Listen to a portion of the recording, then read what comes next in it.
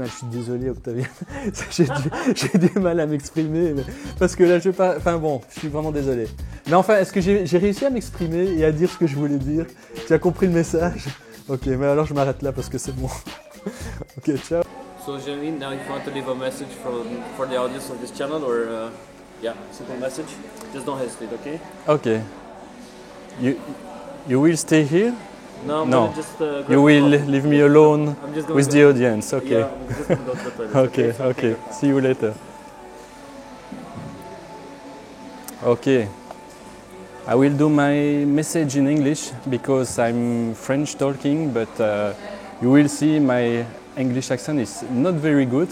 Then this episode will be filmed in French, and I'm really sorry because I know that most of the audience of Octavian's channel is in English, but he will subtitle all my words. Then. Okay, I'm happy to welcome you in Ostend. There is my first exhibition here, photo exhibition, and we will talk about in this episode. I hope you will enjoy this episode, and I think it will be fun. I'm really glad to spend this day with Octavian and speak about my passion. About street photography. So Jeremy, nice to meet you. And my first question is, who are you and what are you up to? Bonjour, je m'appelle Jérémy de Salle, j'ai 45 ans, donc je suis bruxellois, je suis né, j'ai grandi à Bruxelles, j'ai fait des études de cinéma en images, donc je suis maintenant caméraman, enfin, ça fait déjà plus d'une vingtaine d'années. Je travaille pour la RTBF, donc je fais du reportage. Donc j'ai commencé la pratique de la photographie conjointement, en parallèle de mes études en fait. Donc c'était vraiment comme hobby, mais je voulais perfectionner la prise de vue, et donc j'ai commencé avec l'argentique. Your street photography is about people and unposed, like candid and spontaneous portraits. What is your approach of street photography and what are you looking to capture when you're on the streets? Donc mon approche de la street photo, en général moi quand je fais une session de street photo, quand je pars, je pars sans idée préconçue. Donc je ne cherche pas un sujet en particulier, enfin voilà, je n'ai pas de photo en tête ou quoi que ce soit. Le but principal au départ c'est vraiment marcher tout simplement avec mon appareil photo. Et je ne cherche pas à prendre des photos, j'attends simplement que les photos viennent à moi. Voilà, s'il y a quelque chose, je suis prêt. Et ça, c'est important. Donc, pour moi, c'est vraiment un mélange de détente. C'est-à-dire je me promène sans idée préconçue, complètement vierge. Mais par contre, je dois être prêt, quoi. Donc, c'est cet équilibre entre la marche et ce côté instantané. Effectivement, je dois prendre une photo sur le vif. Je dois être dans une attention en fait permanente pour capturer le plus rapidement possible une photo. Mais c'est en général sans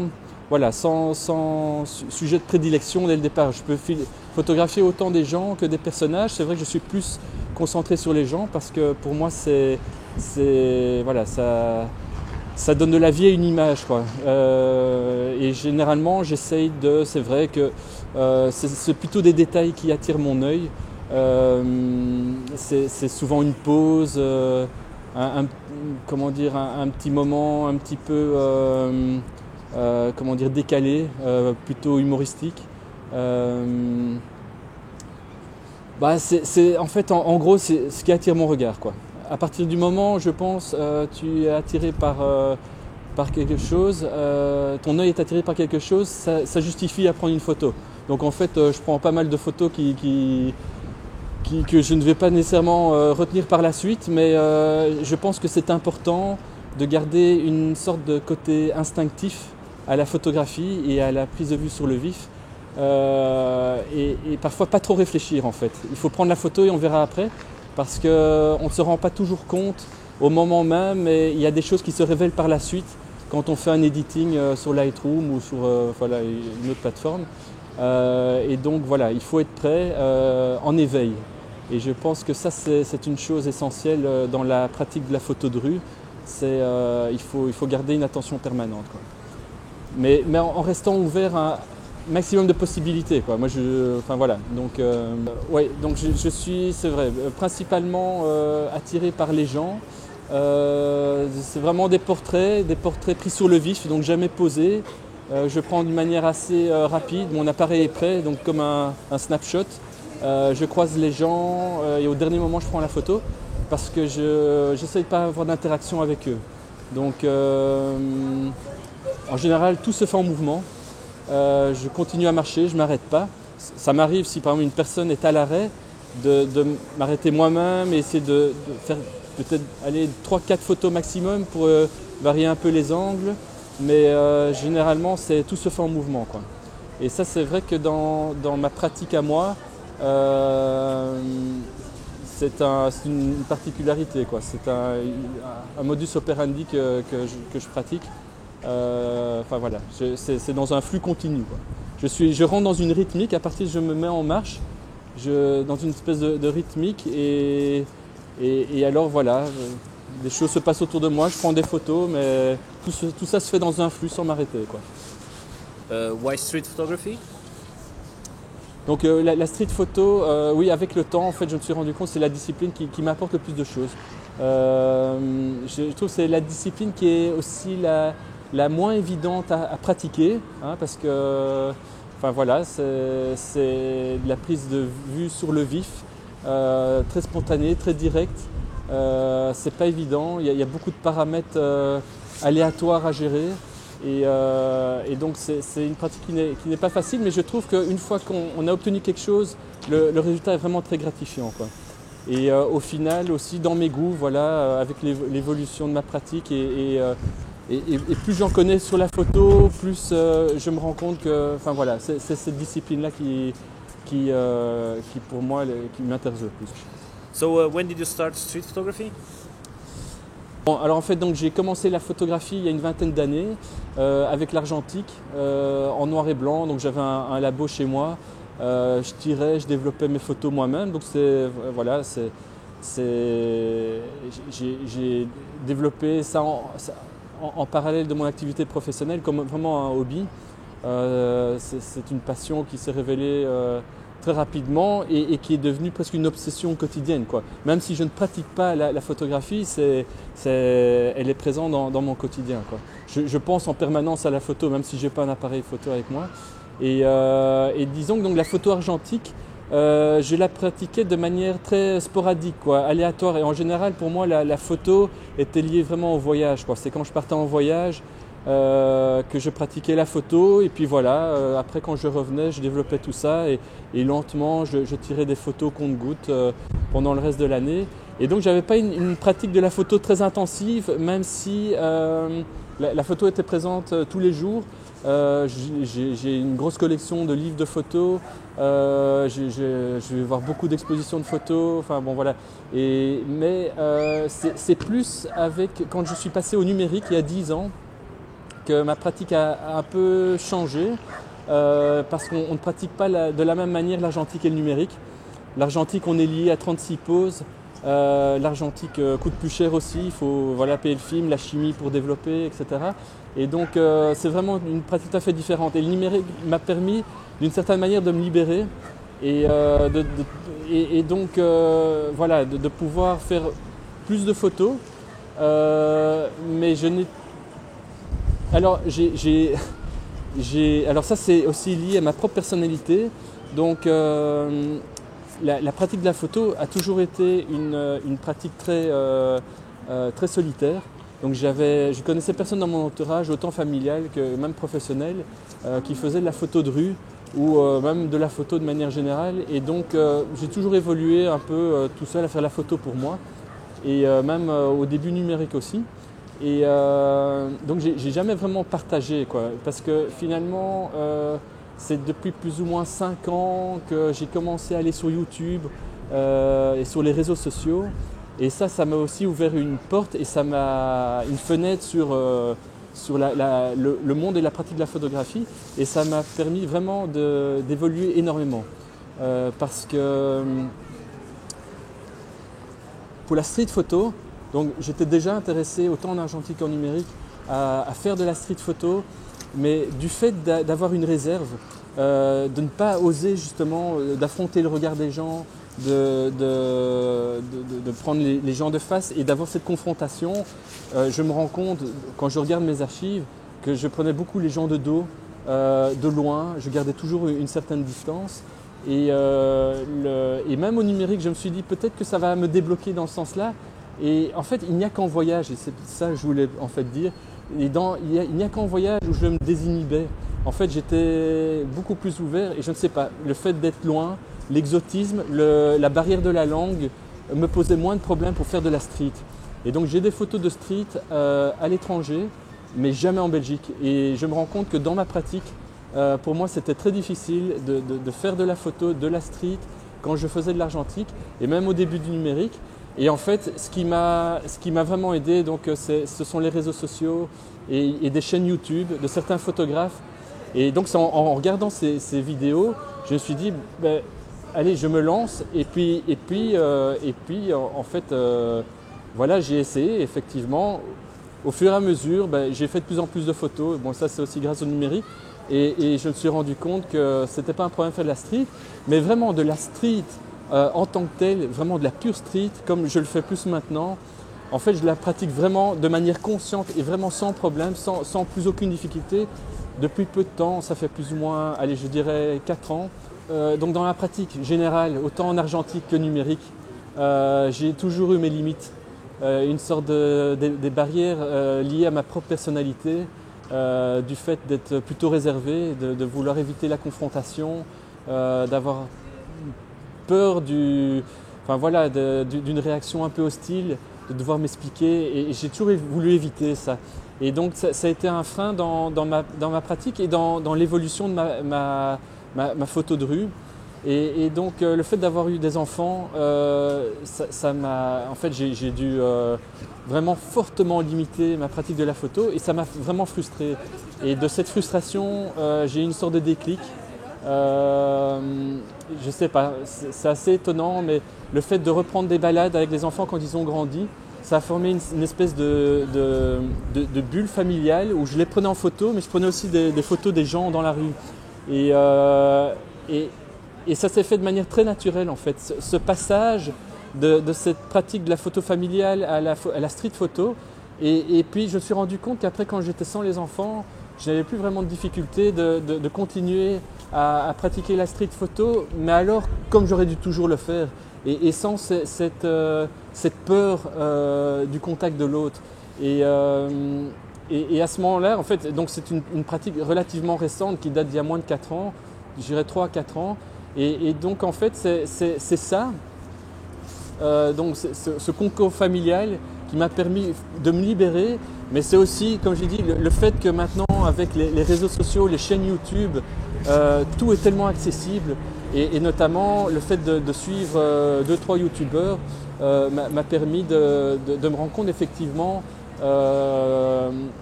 qu'il ne faut pas avoir peur, et parce que je trouve que le genre de la street photo pure est pour moi la discipline dans la photographie, dans les genres photographiques, qui pour moi est la plus difficile à appréhender, quoi. Je trouve qu'il y a une telle part d'aléatoire dans la street photo et surtout dans la photo prise vraiment sur le vif, quoi, la candide photographie, que quand tu arrives à un résultat, quand tu arrives à avoir vraiment une bonne photo, c'est beaucoup plus, je trouve, gratifiant et plus... Il y a une plus-value à cette discipline que je ne retrouve pas dans d'autres genres, quoi. Parce que, et alors, moi je trouve que... Et puis, pour moi, la street photo, c'est ce qui colle le plus à la vie de tous les jours. I love your series from Ostend and congratulations on the exposition. Can you talk a little bit about the Ostend series, about the exposition, and what is Ostend for you in terms of street photography and why it has a special place? La pratique de la street photo, en fait, donc je l'ai commencé de manière vraiment consciente et c'est-à-dire sans toutes les limitations que j'avais précédemment. Et donc ça, je l'ai commencé il y a peu de temps, donc il y a plus ou moins 3 à 4 ans. Et comme je l'ai expliqué, c'est dans cette espèce de bulle familiale. Et c'est ici à Ostende que j'ai vraiment pu développer ça. Parce que donc la particularité, donc, c'est que mes parents ont un appartement ici à Ostende. Donc on a une seconde résidence. Donc je viens régulièrement avec les enfants ici. Et donc c'est lors de promenades que je fais des photos de mes parents, de mes enfants et aussi de ce qui m'entoure, quoi. Comme je l'ai dit, je suis tout le temps avec mon appareil photo. Dès que je sors le matin, même pour aller à la boulangerie, du matin jusqu'au soir, je suis avec mon appareil photo, sans nécessairement vouloir prendre des photos. Parce que dans la street photo, pour moi c'est ça qui est dans la pratique le plus important, c'est qu'il ne faut pas... c'est comme ça que moi je fonctionne, mais il ne faut pas partir avec une idée préconçue en se disant je pars faire de la photo. Pour moi le plus important est d'avoir l'appareil photo à portée de main, pas dans un sac, pas avec un bouchon d'objectif ou quoi. L'appareil doit être prêt, juste l'allumer et déclencher. Donc il faut toujours être prêt, mais voilà, en restant ouvert, quoi. Et donc moi j'ai toujours pratiqué, j'ai toujours eu ce modus operandi ici à Ostende avec mes enfants. Et donc je prenais, quand il y a quelque chose qui se présentait, une photo, j'étais assez alerte. Prendre une photo assez rapidement. Et donc au final, j'ai créé lentement, sur ces 3 années ici, là, une série photo. Et au fil d'une balade, donc c'était à la Toussaint 2019, près du casino, j'ai vu une publicité, donc il y avait un panneau là, pour un concours photo. Il y avait peu d'informations, il était juste mis en néerlandais, je ne sais plus, Photo Westrate Ostend, donc concours photo au stand avec... une date butoir pour remettre un portfolio et une adresse en dessous, une adresse mail. Et donc je me suis dit tiens, j'avais jamais participé à ce concours, en fait j'ai jamais vraiment partagé et comme je commençais là en fait à me sentir bien dans la photo de rue en fait, comme j'expliquais, là je commence là depuis 2-3 ans à faire ce que j'ai toujours voulu faire auparavant en fait.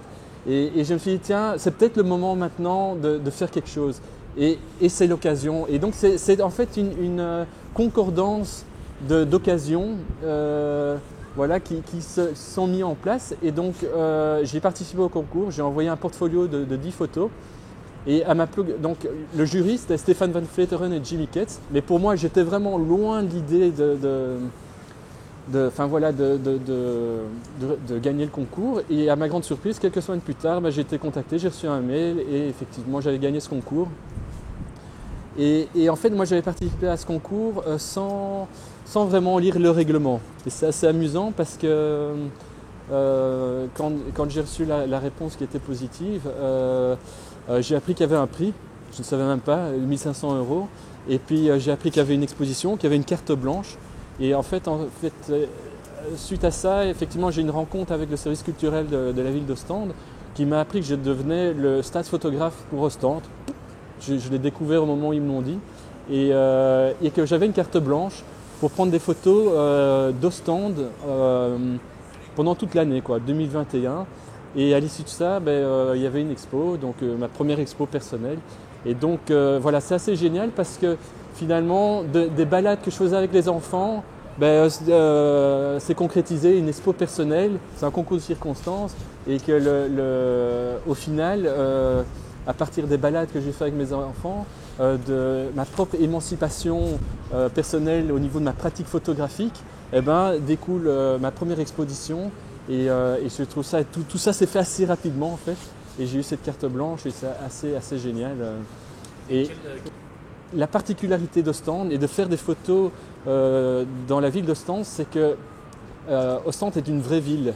Et c'est ça qui est vraiment génial, c'est qu'il y a un équilibre à Ostende entre l'aspect urbain avec tout ce qu'on peut retrouver dans une grande ville, un centre commercial avec des rues commerçantes, avec vraiment une animation propre à la ville. Et à notre côté plus nature, avec les plages, il y a des plages assez sauvages, il y a beaucoup de parcs à Ostende. Et alors aussi, Ostende est un vrai décor en fait, parce qu'elle a un passé historique. Donc il y a beaucoup de bâtiments qui reflètent ce passé. Il y a les thermes, il y a le casino d'Ostende, Il y a beaucoup de rues avec des bâtiments néoclassiques et art déco. Et donc, en fait, c'est très varié. Il y a des quartiers populaires, il y a des quartiers plus touristiques, et tout ça très concentré. Et donc, on peut vraiment passer d'un décor à l'autre rapidement en stand. Et ce qui est super, c'est une ville très touristique. Donc, il y a vraiment toute l'année beaucoup de gens. Et ça, pour la street, c'est vraiment bien parce que moi, c'est ce qui m'intéresse, c'est photographier les gens. Et donc, ça permet. Enfin voilà, la ville en soi est un sujet, mais et qui est très riche, quoi. Donc ça me permet vraiment de pratiquer la street photographie très facilement, quoi. Photographers that influenced you or photographers that you like and follow, they can be alive or dead. And can you briefly talk about them?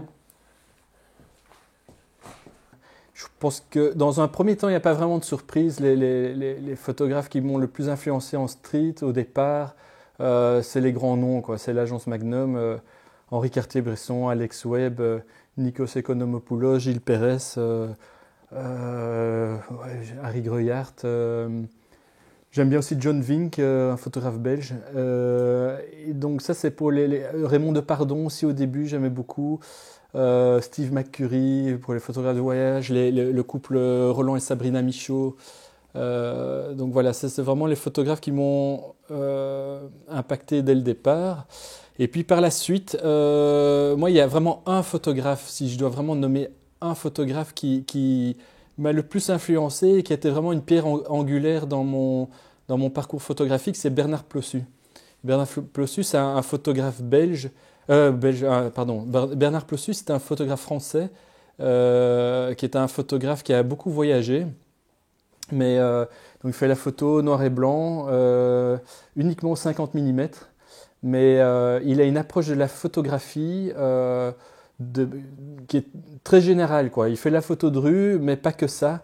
Et ça m'a fort influencé dans le fait qu'au départ, moi, je ne concevais la photo qu'à travers le voyage, quoi. Pour moi, c'était intimement lié, quoi. La photographie, le voyage, la photographie. Je voyageais pour photographier. Et